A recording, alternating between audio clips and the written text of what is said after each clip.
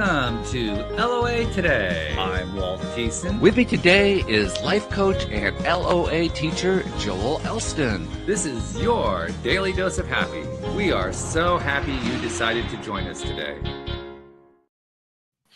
Joel, I don't know if I told you, but Jen, who's my VA and handles a lot of the bookings here on the show and so forth, like millions of people, she loves to follow the popular scandals, like People Magazine and all that kind of thing.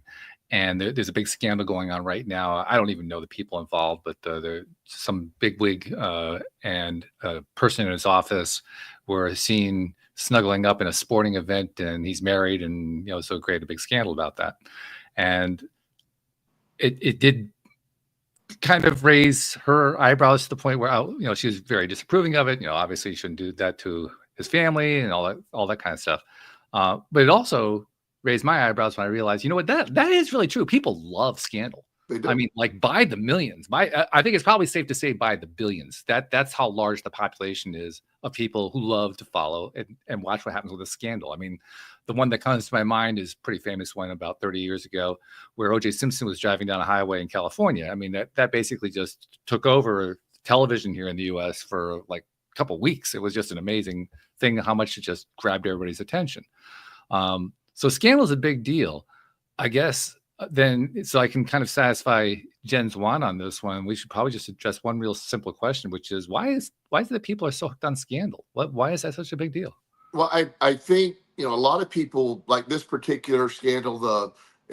Sort of explain that a little deeper. This a band called Coldplay. These two people were at an event and they were in this box seat. He is a CEO of a company. I forget the name of it. And one of his employees was there, and they clearly were in a romantic embrace. Right. And the camera zoomed in on him, and they both dove out of the way. Like clearly, it probably would have moved on, except the way they acted. So everybody get on board to that. So he was cheating on his wife. He's got a kid or two, and he basically has been put on leave. She's put on leave, and the guy that I think he resigned, actually, didn't he? What's that? I think he resigned from his position. But yeah, okay, he put on leave, then he resigned, Yep. and I don't know what the status of her is going to be. She probably has a lawsuit of superior, Probably. but whatever that's going to be. So I believe in two reasons. First of all, I don't mean to sound negative, but I think a lot of people, they sort of live vicariously through others. It's like, oh boy, this is, in reality, what this is going to be. I just break it down in a totally different way. I think his wife is sitting at home going, cha-ching. I just got half of everything, and I get rid of this idiot, and I don't even need to do anything. I just think, cha-ching. So I don't think the wife is viewing it as scandal. I think she's viewing it as winning the lottery. She's probably practicing her acting skills to really, I'm sure, but portray how heartbroken she is. But yeah, this is one that doesn't even really need to go to court. It's just not really. Settled. Here's half of everything, and boom, But the only reason he goes to court is if she wants more than half. Exactly.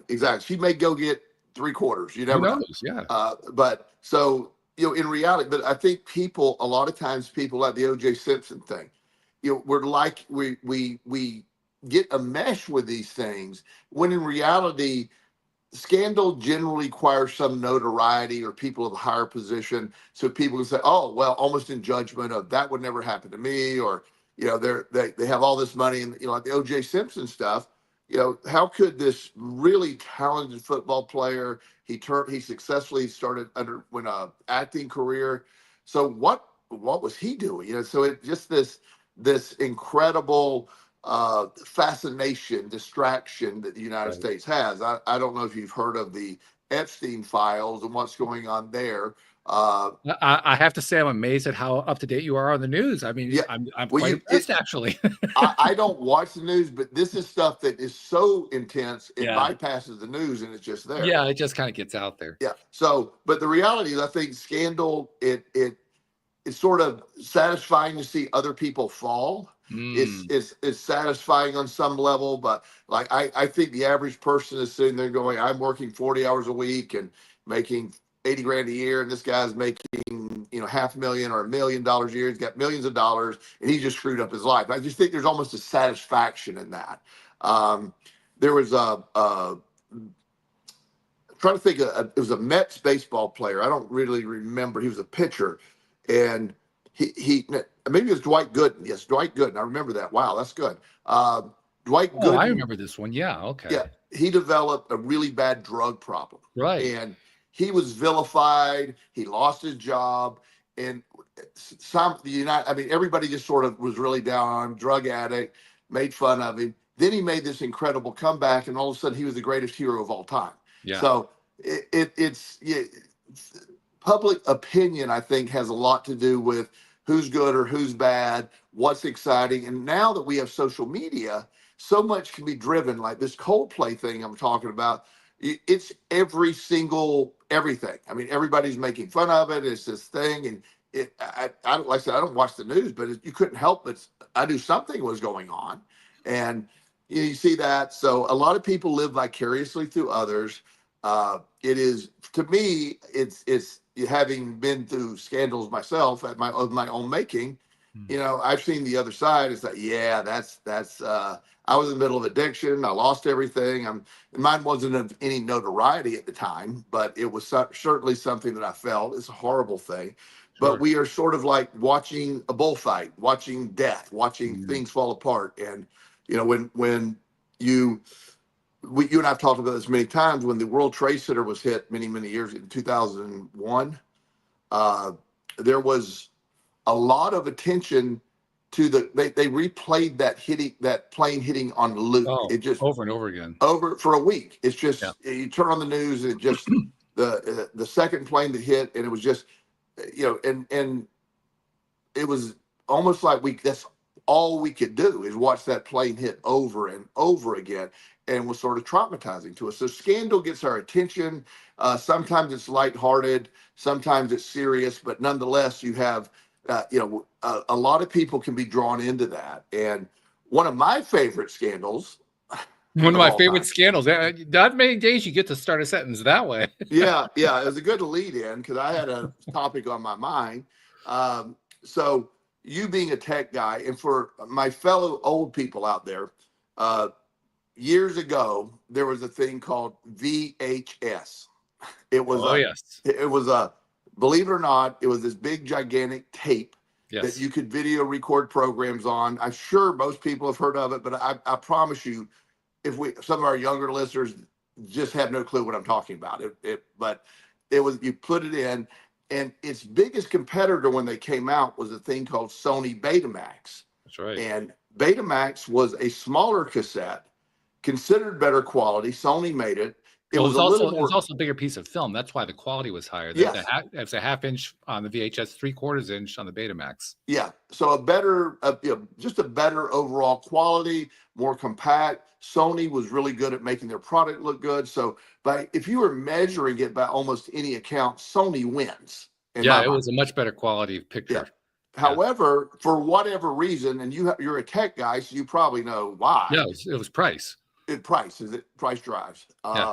That's like, poor people that have Androids. No, that's a joke. Sorry. Let's alienate half the audience while we're at it. I know. I'm just playing. That's one of my jokes. But if it does make you uncomfortable, it's probably. Hey, Alex Stanley used to do the same thing, except she did it on the other side. She talked about fruit phones, so it's all right. Okay, it's good. I like the kid, but so things took over, and Betamax lost. VHS won, and until we had digital disc and the other things, CDs and DVDs, that ruled the world for years, and it was the way to go. And so sometimes the better product gives way to price or just general opinion. So I'm going to make a really odd comparison. So back in the old days, we had, when they were sort of, psychiatry was in its early development. Okay.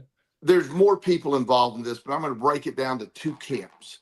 There's Dr. Freud, who had a belief that all psychological issues basically come from your mom and family and trauma as a child. And, it was very much, it was the winner of the psychological theories at the time. It actually has a name, Freudian psychology. Freudian psychology, which is the base of what traditional psychology is today.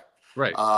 Then you had Dr. Adler, who was very much sort of the camp that I'm in of all that could be real, but nonetheless, let's fix it. Let's go. Let's move forward. Let's fix your life, mindset, positivity, spirituality. There's a term called transpersonal psychology, and that is a spiritual psychology, belief in the spirituality. A transpersonal psychology could include the law of attraction, those kind of things. So traditional psychology just said no way to transpersonal psychology. It's just not happening. And the Freud version of it won, and it influenced psychology today. And we often talk about, again, strictly my opinion, that psychology today focuses way too much on trauma, way too not, and I'm not undermining trauma, it's real, but buying into trauma is forever and ever and ever, and we're going to spend years getting rid of our trauma. All that is being stuck, where the Adler response is more of a, hey, let's not get stuck there. Let's realize that. There were multiple people, famous psychiatrists, that were on both sides of that camp. But the Freud psychology, the Freud model, it's the one that's predominant now, which I personally, again, strictly an opinion, am very much on the other one being much more effective. So I got a question on this too, because Adler is a fairly famous psychiatrist, not nearly as famous as Freud, but the other really famous name is Carl Jung. Where did Jung come in on this? Well, that's a great point. Jung tends to be, if you drew in the middle, Jung's sort of in the middle, but more toward Adler. Okay. He's more toward Adler. Jung is very much, I love Jung stuff as well. I've never enjoyed Freud stuff because I've always thought that his own personal bias and psychology really messed that up, and way too much mommy stuff for Freud. But the Jung, and then you have several other, I'm dropping their names, but there's several other like 1960s psychiatrists that were sort of divided in the same realm. And I really find it interesting how we as a society tend to pick one side, or a group of people picks one side, like this is best, when in reality it's like, maybe, I have a theory that may anger some people, which hopefully that does. It would be a Monday if it didn't, right? Exactly. So I have a theory, and it's not negative, but would you agree? What would you guess? I'm throwing a wild percentage out there. Okay. I believe probably 90% of the education system has females in working in it. Is that? You mean like teachers, that kind of thing? Teachers, yeah. That might be a little bit high, but yeah, I'd say it's in that ballpark. Okay, so 85 to 90%, totally random, but I'm just throwing a number out there. So nothing wrong with that. The great teachers do great things. Sure. However, teachers, if they're the majority female, who writes the curriculum? Teachers. This is a loaded question, I can tell. yeah. So teachers write the question. So in general, females learn a little differently than males. Sure. And so there isn't a lot of representation in the sort of the plot, or the education system that's leaning toward males. What do we do to teach? So when it's taught one way, I've always felt males it isn't about who's better, and the teachers aren't doing anything wrong, but you can only teach what you know. So if this works, where most of the males I know, young males, particularly my ADHD boys, they're very hands-on, they're very smart, but to sit there and say you must read a book and then take a test, they can't do it. They can't. Now, if you were to have some hands-on stuff or examples, or have them watch a movie about that, they could repeat word for word and do just as well, if not better, than the girls. Right. But you have, when you have a bias towards something, and unintentional bias, by the way, you get different results in different things. So where I've always been is, I have no problem with everything existing at once, which it does. I just don't like the idea of dismissing a whole concept because it doesn't match that one narrative. Like, when I talk with, current psychologists or therapists, and, I'm not, they said, well, you're minimalizing people's trauma. And I go, I'm really not. But I'm also one of these people that believe after it's processed, there is a point that there has to be a moving on point, moving away from, and focusing on fixing your life and fixing these things. And I don't think that process should be taking 10 years or whatever the thing is, So, and that, and again, that angers some people because it just doesn't meet the narrative. So I'm thinking with the Adler Freud concept, and again, the other people that lined up in behind them, with Freud sort of winning, you have Edison and you have Tesla. You have, if you go back in history, you have several of these things, and we didn't always go the right way, but Yeah. but it's where we ended up, and it's so when you hear about scandals today, a lot of it is there's a fascination with things. There's a lot of opinion involved. There's a lot of ideas, but I'm always looking at how did we get here, especially when there Hmm. is potentially a better model for things. Yeah, that's a great point, and it deserves a lot more attention than it gets. I'm going to throw something else out too, and you tell me if I'm full of it, because I often am. So it would be Sure. nothing new. But I have another theory that's involved here. I have a belief that I can't prove in any way that a major reason why people become very interested, but we'll be we'll play it low key, very interested in scandals, is because they can give them a lot of attention. They can gossip about them. They can chit chat with their friends and point their finger and all that kind of stuff. And all of that is time that they don't have to spend looking at their own stuff. Completely agree. Completely agree. Oh, come on. You're not even going to turn into a fight.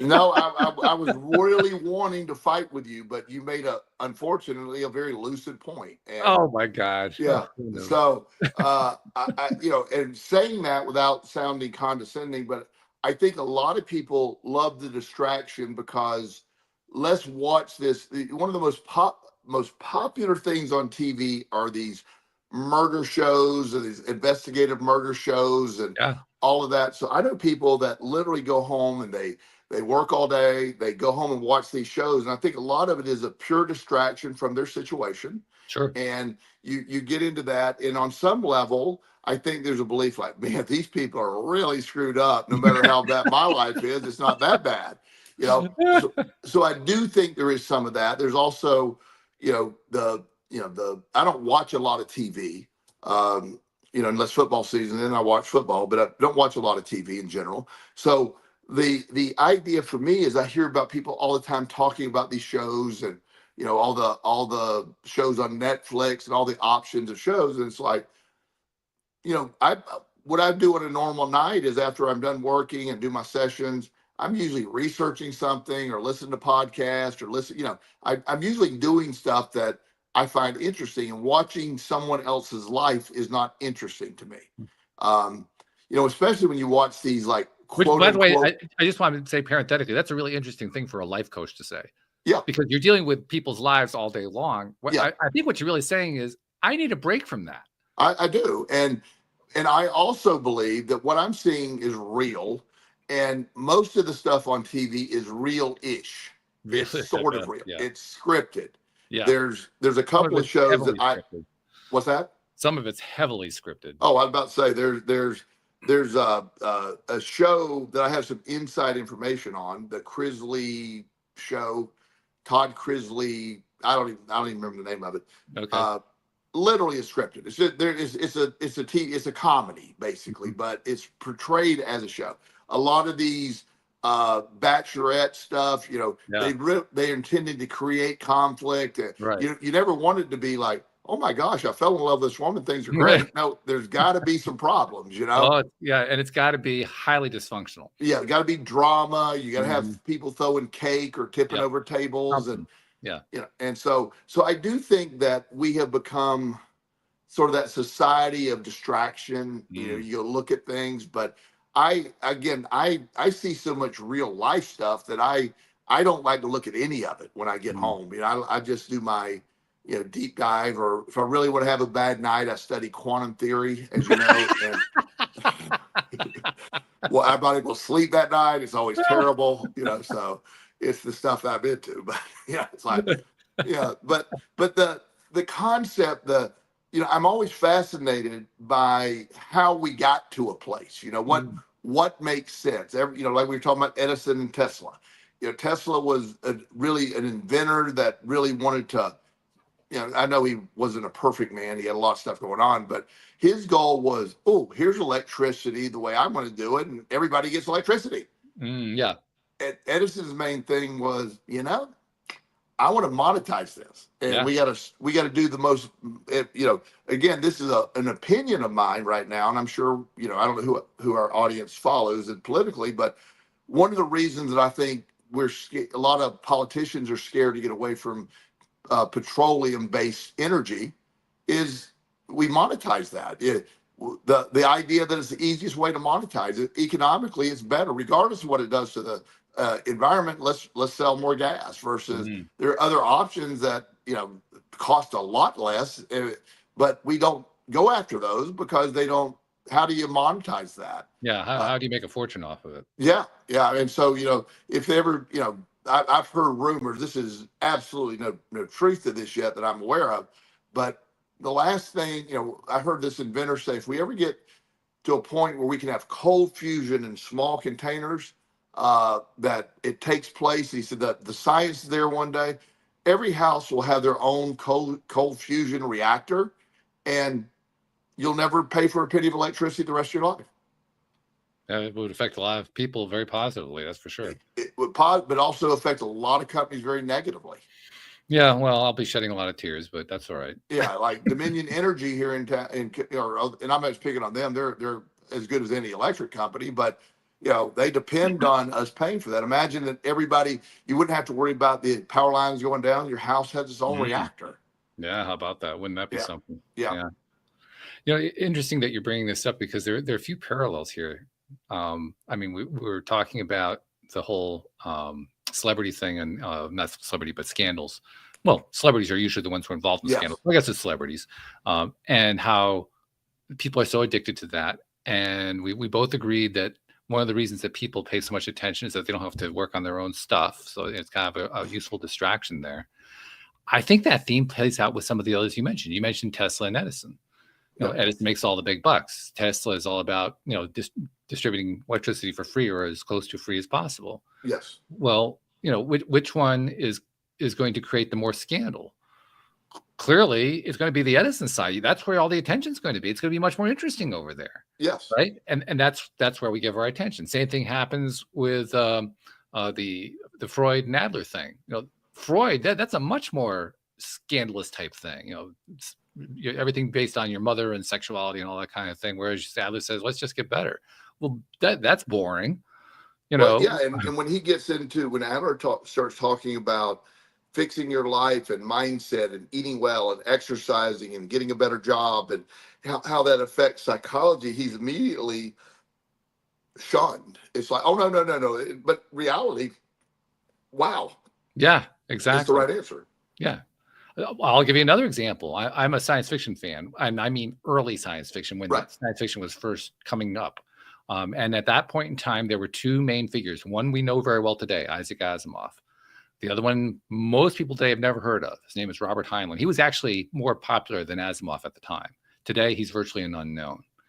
And if I were to zero in on what the difference is between the two, Asimov was all about portraying dystopias. In other words, science fiction landscapes where everything goes wrong and it turns into a catastrophe. Heinlein was all about talking about the human side of things and how humans interact and what their strengths and weaknesses were and how all that plays out. Guess which one got all the attention? Yes, of Dystopia. Course. Yeah. Well, it's the and a little more modern science fiction concept is you have Star Trek and Star Wars. Yeah. Star Trek is based on real science. They use real warp theory. Everything in Star Trek has a scientific, at least at the time, a scientific basis in what they were talking about. Yeah. Star Wars was just fun. Let's go around let's go around and just with a law of attraction built in too, which didn't really help. Yeah, exactly. So but Star Trek was very well, here's sort of the science, and when they talked about the possibility of time travel. In fact, both in all episodes, no matter what generation, even the first episode concept of Star Trek, they had an episode of time travel. So the idea that they used the same formulas that would, in theory, would work. So, it's just, you'll see that, but you'll also see difference. And in that case, I'm a Star Wars fan and Star Trek fan. I'm not Me too. one or the other. I Yeah. like them both, but I do see the differences in, sort of where they're going with it. Society also, we tend, as you said, in most cases, we tend to pick the most dramatic, the most, the like you're saying, the scandalous, Yeah, the dysfunctional side. yeah, because I think we relate to that. I think there is a psychology of looking at people screwing up their lives and saying, "Hey, that's not me." I think there is something to that. And again, I go back to what we agreed on earlier, which really pisses me off, but we agreed on it anyway, which is that's a great way to distract from your own stuff. You don't have to deal with your own stuff when you're being, The sucked into these other stories. the perfect example of this, and I never watched this, but I couldn't help but hear about it. In the middle of the pandemic, right at the beginning, and everybody didn't know what to do. They were sitting home. This Tiger King show with the dude and Carol and all. I just have heard so much about it. I'm clueless. I have no idea. Yeah. So everybody I knew was talking about Tiger King and Carol Baskin. I'd never saw the show, but I've heard them talk about it so much. Okay. And it was this very weird thing where this one dude, the Tiger King, I forget his name, but he was married to two separate men, and he loved these tigers, and he was plotting to kill Carol Baskin, who was a competitor in the tiger world, I guess. And okay, yeah, and he ends up getting arrested. He's in prison now, and actually he was hoping to be pardoned by President Trump, which never happened. And but it ate up everybody I knew. Everybody was watching about, telling me how crazy it was and all the episodes, and it was crazy from what I hear. But it was a distraction. The pandemic needed a distraction from the reality of all that was going on. And I'm not against it. I mean, I don't do a lot of TV watching right now, kind of against my will, but it's mainly because I don't have anything better to look at. There's a series I'm watching, and I'm watching it. I know it's a series that a lot of people would say, "Oh, wow, this is great." I'm looking at it as this is the silliest, funniest thing I've ever seen in my life because it's so absurdly badly written. But it's a television series called Leverage. It's a story of some arch criminals who band together to do good. They become Robin Hoods, if you will. And the scenarios that they lay out are so unrealistic. Yeah, I mean, you have to buy one lie after another in order to even put this whole story together. It just makes me laugh watching that. Now, most people are watching it saying, "Oh yeah, they're going to get the bad guys," and I'm thinking that's the stupidest thing I ever saw in my life. So you can have different ways of reacting to it, but my point is, there's nothing wrong with distraction per se. Distraction is something that we definitely need at times. But my question is, we want distraction all the time. Well, and that's where the pendulum swings the wrong side. A lot of people's lives to them have become so mundane and boring. They only feel something through the distractions. Yes, exactly.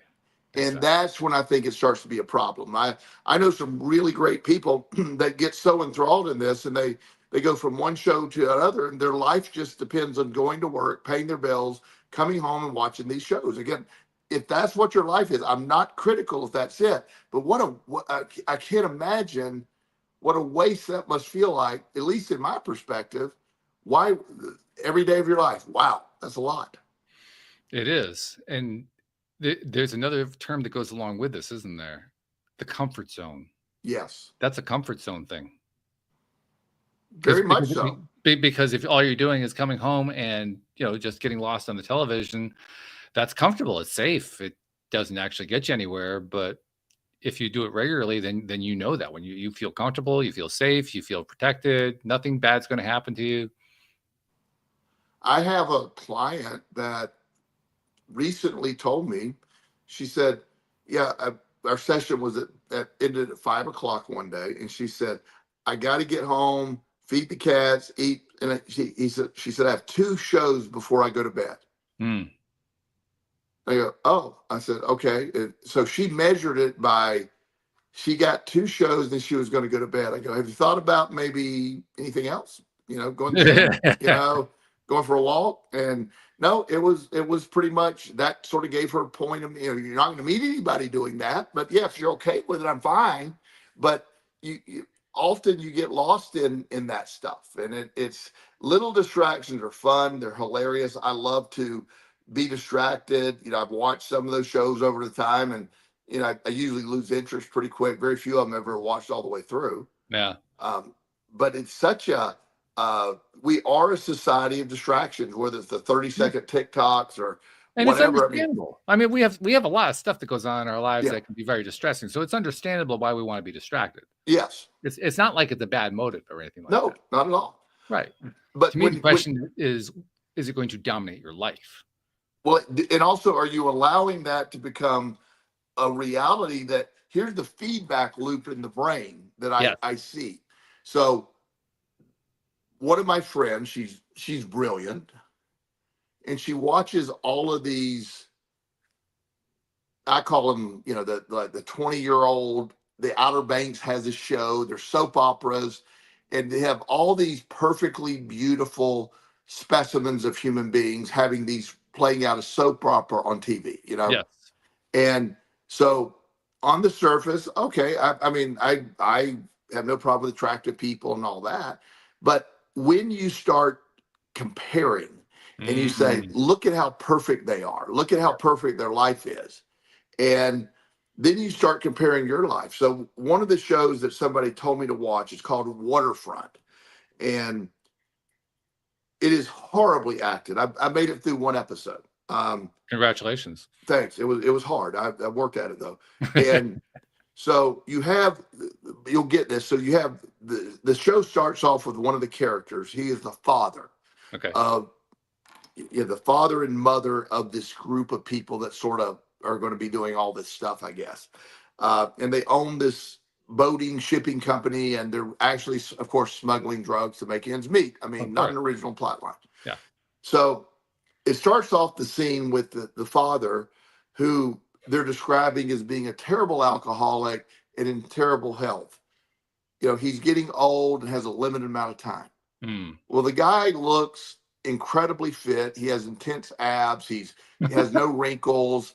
And it's like, okay, that's not translating to the drunk, and then his wife comes to the rescue, who again looks like a 50-year-old, stunning model.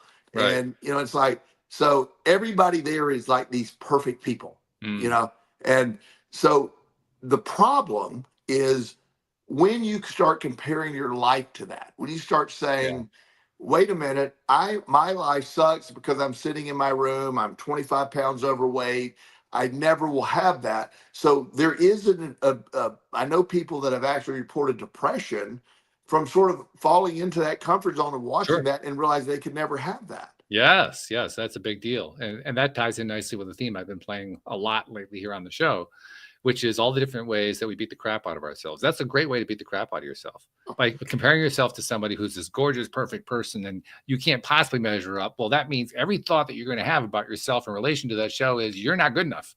Well, exactly. And, when you do the comparison thing, I've been going to the gym, for 50 years, and I love the gym. I'm around a lot of super fit people over the years, and people are like, oh, that's, when you see somebody who is perfectly fit, they're very low body fat, you're looking at a snapshot of their physique at that moment. Right. That's not sustainable. It's something that they prepared for a very short period of time. So if you ever saw a bodybuilding contest, let's say Arnold Schwarzenegger is very famous. People know him. He used to be a bodybuilder. Yep. He would come into one of those shows and, very muscular, no body fat whatsoever. He looked great. And then you see him months later and he's got a lot of body fat. He doesn't stay that way the whole time. He just trains for the show. It's not healthy to be at 2% body fat. That's unhealthy. But they present that as that's something that's sustainable, and it's not. Yes. That's a great point. That's something that I think most people never think about. I mean, you've obviously thought about it because you're a gym guy and you played all that kind of stuff. But I'd be willing to bet the average person never even considered the idea that having body fat that low is actually bad for you. It is. I do a lot of powerlifting, as you know, still. And, back in my max of all times, I deadlifted 650 pounds. Have you gone that high? Wow. I've seen a video of you doing 500. I still can do 500. So, but for me to do 500 right now, I can't do 500 every workout. Mm, It doesn't work that way. So I have this routine. If I do 500, that's an incredible strain on my body. I'm sure. Yeah. It's it's more than double my body weight at Right. 63 years of age. It's really sort of unheard of. So, but doing that, I do not need to do 500 pounds for another month. So, Mm. yeah, I'll still do deadlifts, but I will train with 225, 315, somewhere in that area Which for a still while. blows my mind, but for you, that's relatively small. Yeah, yeah. And then I will build up to another 500. You know what I mean? So just because I can do 500 pounds still, that doesn't mean I can do it every single day. It's but if you see the video, I'm very honest and open about all this stuff. You saw me do 500 in the video, which was Yeah. real, Yeah. but there's days I can't do 400. There's days I barely can do 315. So I'm not trying to present it as I'm always able to do 500 pounds, because my Right. body needs to recover and do that. So that's sort of the problem with society. You're allowed to see the perfection, the snip, when you look at a superhero movie like the Avengers. I was listening to Chris Evans, who plays Captain America in the Avengers, Okay. and they wear these really tight latex kind of pants, Right. and which he says in his interview he has America's ass, and he's a very fit guy, good looking guy, great physique, but after wearing those for a while they stretch out. Mm, So when you start the work day, so to speak, you're filming, everything's nice and tight and perky, and he said then it's stretched out, you got to put on a new suit because it's so everything is presented in a way that, like, somebody once asked me, that, which I find fascinating, that people can ever have this perspective of it. One of my clients said, "You're perfect. You're never mad. You're never upset." And I'm like, "Is that what is?" I'm sorry if you think that's. I am clearly the least person. I'm not perfect. I'm far from perfect. I work really hard at the mindset I have, but I also tell you, I don't do it perfectly. I still get angry. I still, I'm human. I still do that. I never want to present I'm better than anybody else. I have just been through a lot and learned a way to regulate that. I'm very positive. Maybe the most positive person some people know, sure. but that doesn't mean that every second of my life is positive. And when somebody pulls out in front of me, it's not always, well, I'm sure he's got a good reason for doing that. Are you suggesting that you're actually capable of turning the air blue? uh, Briefly, and then I can Briefly. quickly get away from that. But the idea, we have a perception of people. If you saw the snapshot of me today, you'll go, "Wow, what? That's lucky. You're very successful. You have a great practice. You have everything." And I'm very grateful for what I have, and I do have, from my perspective, everything. But if you don't look at the whole picture, it isn't like I've always been in this position. Yes. Yes. That's a really important point. That's a point that we skip over a lot. Yes, And yes, we skip over it in a couple of ways. I mean, we've already talked about one of them, which is how we compare ourselves unfavorably to these situations, and thereby beat the crap out of ourselves on a regular basis, routinely. And just as an aside, I'll tell you that up until shortly after we started doing the show together, because you were one of my first interviews, up until that point in my life, now I started the show when I was 55.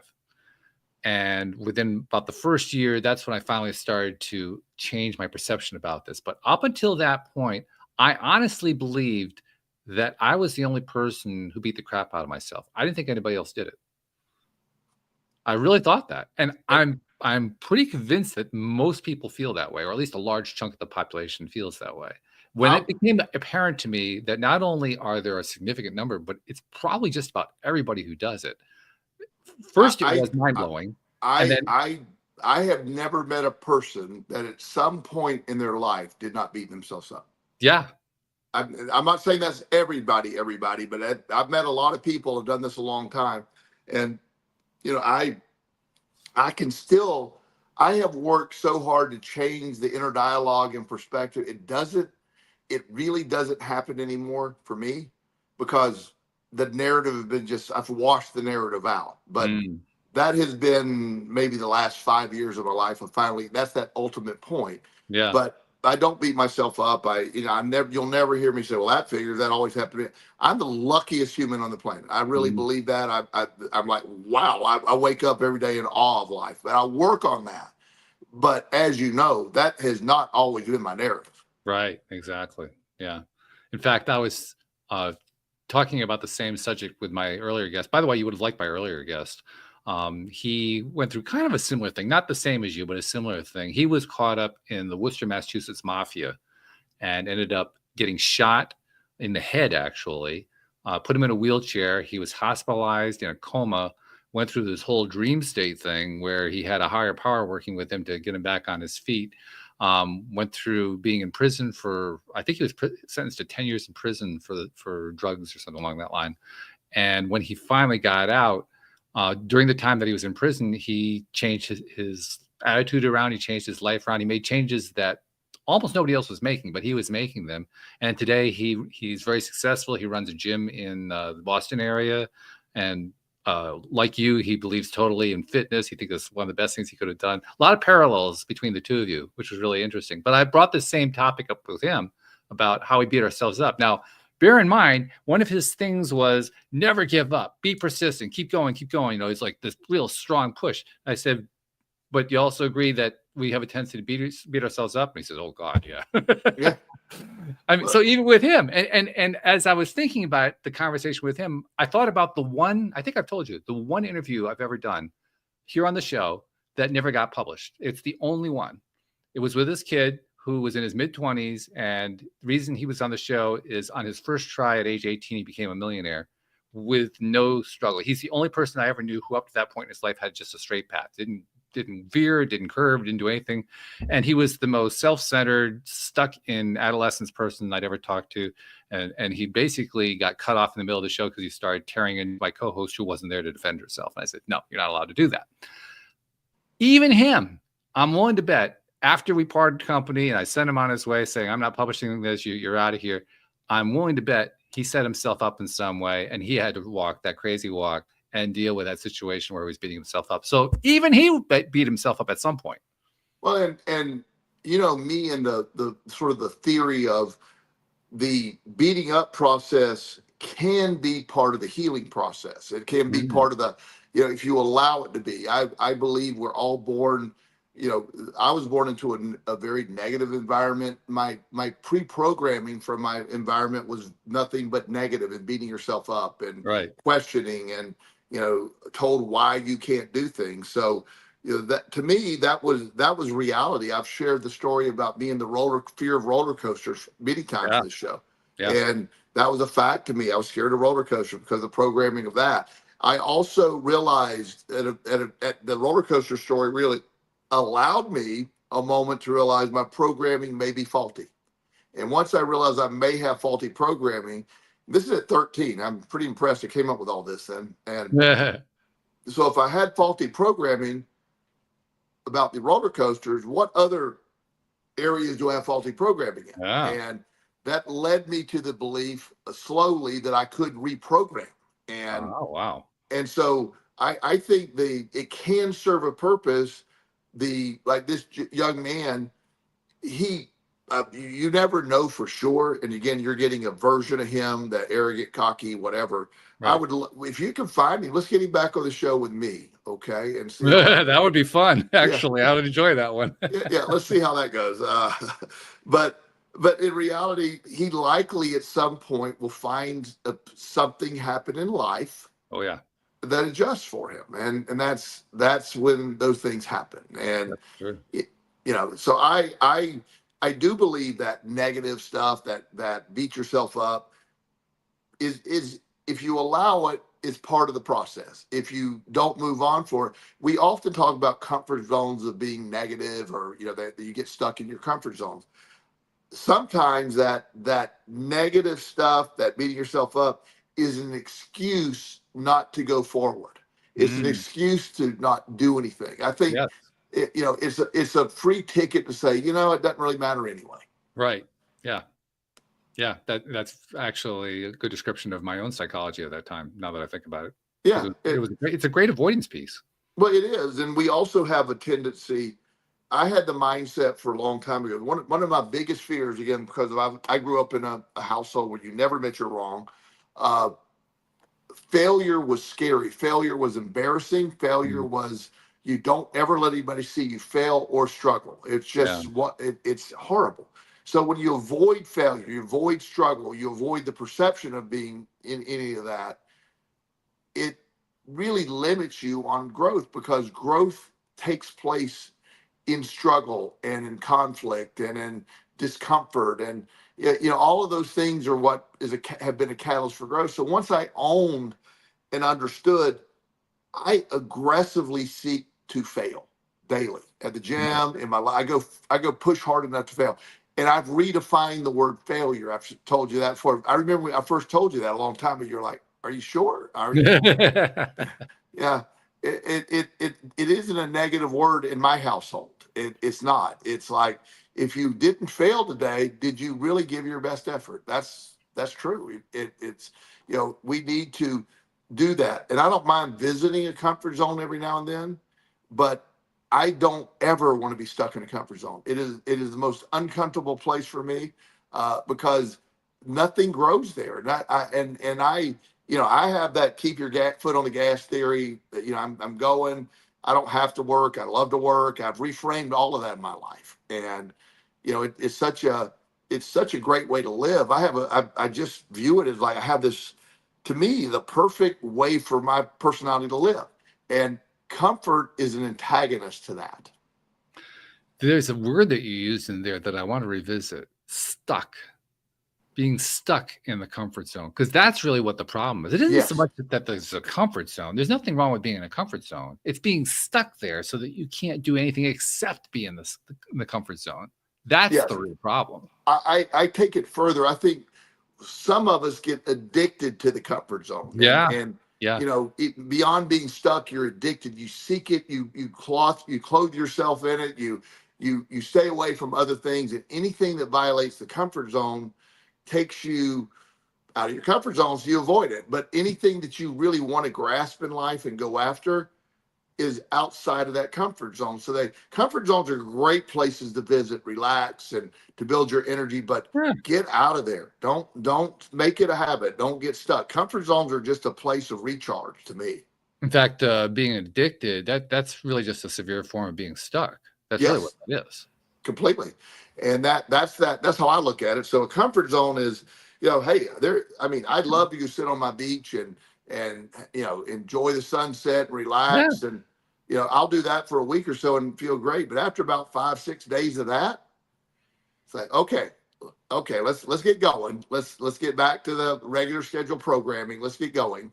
I'm with you. I think there's a reason why vacations, or holidays, as the British call them, they don't last for. I mean, for most people, it's like a week or two. Some people like to go a month. Beyond that, there aren't many people who stay on vacation for months at a time, because it just wears on you after a while. It slows you to the point where, oh, you gotta do something other than just relaxing. I love purpose. I love getting up. I love a reason to get up. I have my morning routine. I'm very structured. There's some people that view my life and go, "Oh my God, that's ridiculous." But I find it the way I like to live. So vacation for me, here's the normal vacation. I usually go down to Florida at least once a year, if not twice a year, and I love it. It's beautiful. I go back to my original places and I Mm, relive that. I go sit on my bench and I watch some sunsets, right. and it's really good. And then Yeah. about day 3 or 4, I'm like, yeah, this is nice, but But and then while the sunsets are beautiful every day, it's like, okay, I really need something else. I really need something else. And I'm usually ready to leave day 5 or 6. how That's long do you book? I'm just kind of curious. Do you book for a full 7, or what do you do? I used to book for a full 7. Then I was always changing my flight and coming back at day 5. So I just simply make it 5 days You just out. go for 5. Keep it, Yeah, keep it simple. That makes yeah. sense. Because Yeah. I laugh because I was paying all these change fees to come back, and it's like, why don't I just book it for 5? Yeah, And if right. I Keep it want, simple. if I want to stay longer, I'll extend it instead of shorten it. Yeah, yeah. Well, interestingly enough, the airlines will probably reward that one, but that's another topic. Yeah, yeah, yeah. But it's a fascinating view when you look at, how you label life, and when your soul, for me, and I can only speak for me, when my sole purpose in life is seeking comfort, I find that very mundane. But Mm. when I have a purpose and a reason, I push harder, and I I'm looking at my schedule. Last week I had a crazy schedule. It was so crazy that I told you on Friday before the show on Monday I wouldn't be able to do Yeah, it. that was unusual. To give me that much notice, that's very Yeah, unJoel-ish. yeah. I just looked at that day and going, zero chance of this Not happening. gonna happen. It Yeah, was it was a crazy case. I discussed it with you before the show. right. And it was as absolutely as complicated and frustrating as I imagined it was going to be. And it worked out good, but I knew there was no way I was making that show. So when I messaged you, I said, Monday is pre-crazy. I told you it was pre-crazy Pretty ahead of crazy. time. That's right. That was the Yeah. word. I said, I know ahead of time. You just laughed and said, okay. And it was. And but it also, at the end of the day, when I won, so to speak, and it went the way I wanted to win, there's a huge satisfaction in overcoming Mm. those odds. Yeah, yeah, yeah.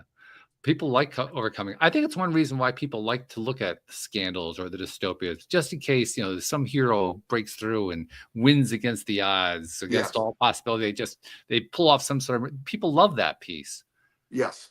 I'm not Yes. quite sure why. I mean, I like it too. It's not like I'm separated from it. I certainly can buy into that too, but I'm not quite sure why I like it. Well, one of the things that I think my opinion is the basis of what keeps everybody alive on some level, whether they realize it or not, is the hope of better. Yes. Okay. Yes. And That makes so sense. when you got that random super guy coming in, saving the day, or what, the hope in, I have had situations that there was literally no way out of. It was Mm. impossible to get out. You know this, and when I tell the entire story, which you have heard ad nauseum for years, uh, it doesn't sound believable unless you saw it happen. You saw it happen, so Mm. but it doesn't sound believable It doesn't. It's true. because But it's then so. again, we love those kind. I mean, we talked about Star Trek and Star Wars before. Let's Yeah, be honest. Is there anything more unbelievable than the ending of the first Star Wars? of course, no. I mean, yeah, that was absurd. He used the Force and he hit the target that nobody was going to be able to hit. Like, Yeah, what? yeah, and we loved it. And We loved every second of it. but also there's that hope. I can't overcome this. There's when you. I told you about the guy who one of my clients got his family paid for sessions. He got caught for trafficking drugs. He had a bad addiction. He was in prison for 7 years. Wow. Okay. Lost everything. Convicted felon. Gets out, and we're trying to figure out where he's going to work. And I told him that somebody hiring him is unlikely this early. He needed some time out. Yeah. So how could he make money? Right. We started brainstorming. We started looking back then. Craigslist was pretty prevalent. Yep. I don't know if it's still or not, but then it was. And we found a used hot dog cart for $500. Mm-hmm.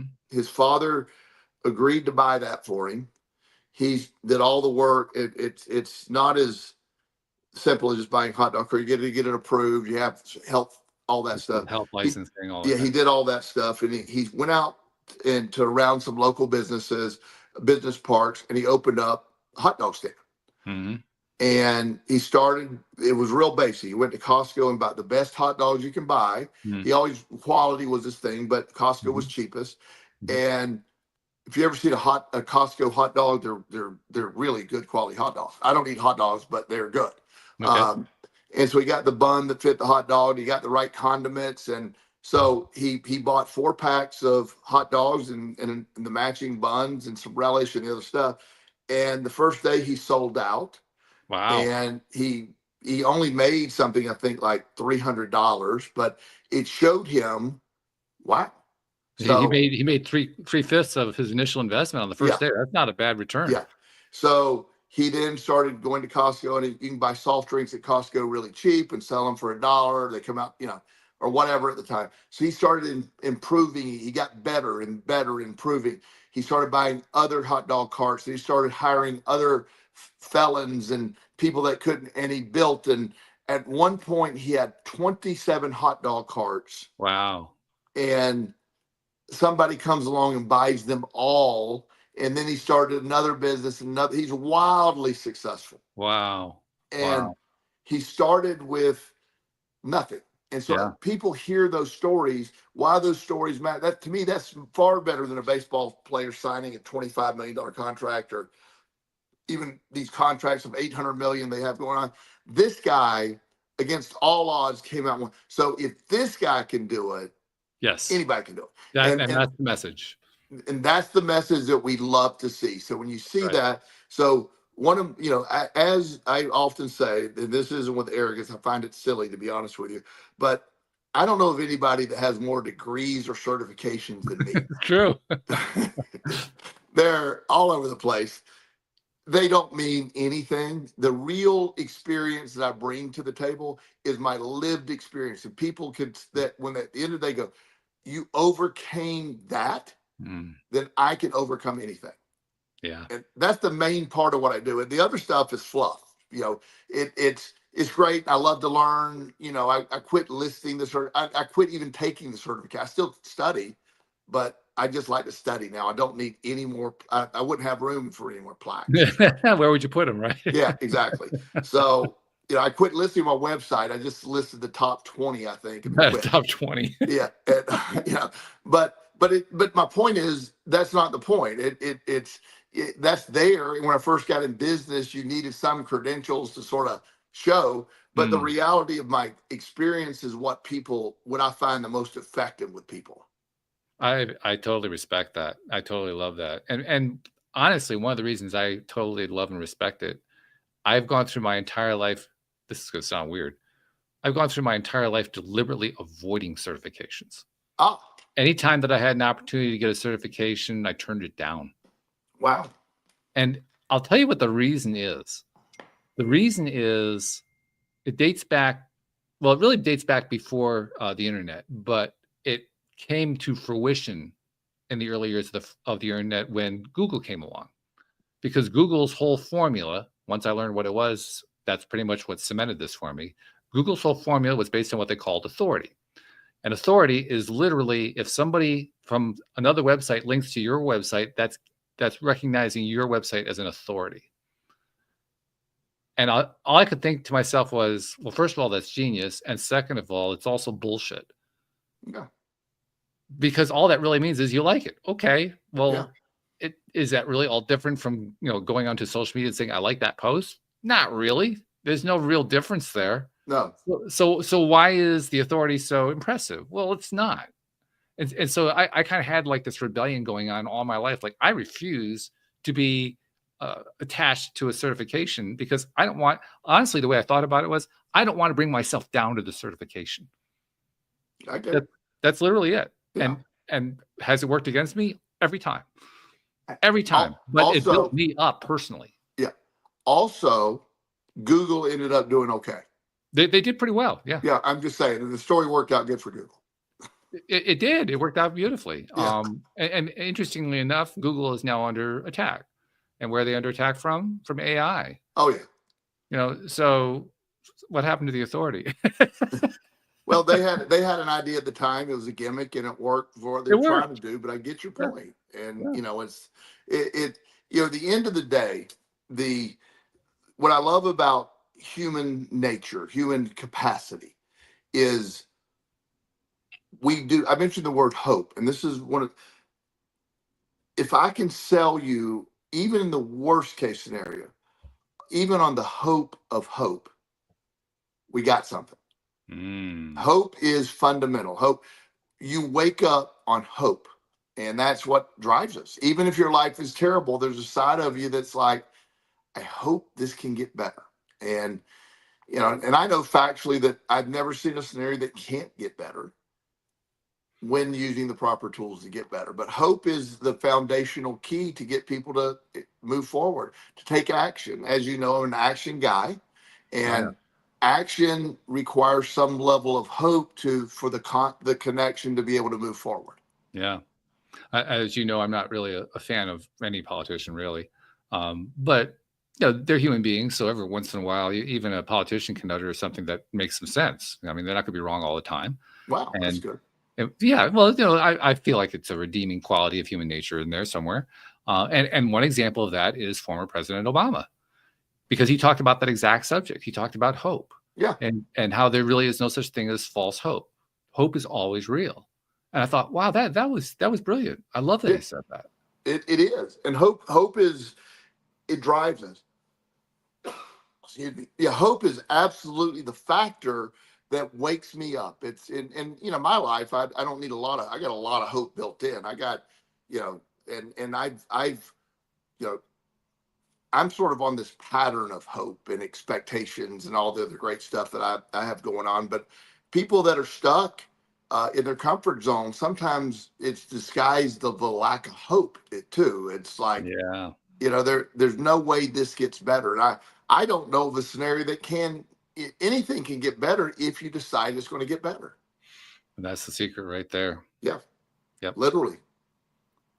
Well, it was an interesting start. We talked about scandals, and we went into a whole bunch of dualities of people who are on opposite sides of various fields. And in the process, we end up talking about getting out of comfort zones and adopting hope. That's not a bad sequence right there, actually. That's a long distance to travel in an hour. I'm is. proud of us. I really I'm am. proud of us too. So thank you very much. Yes, And thank you sir. to our podcast listeners everywhere. We'll see you all next time. You're on Have a great one. Goodbye, everybody. Bye.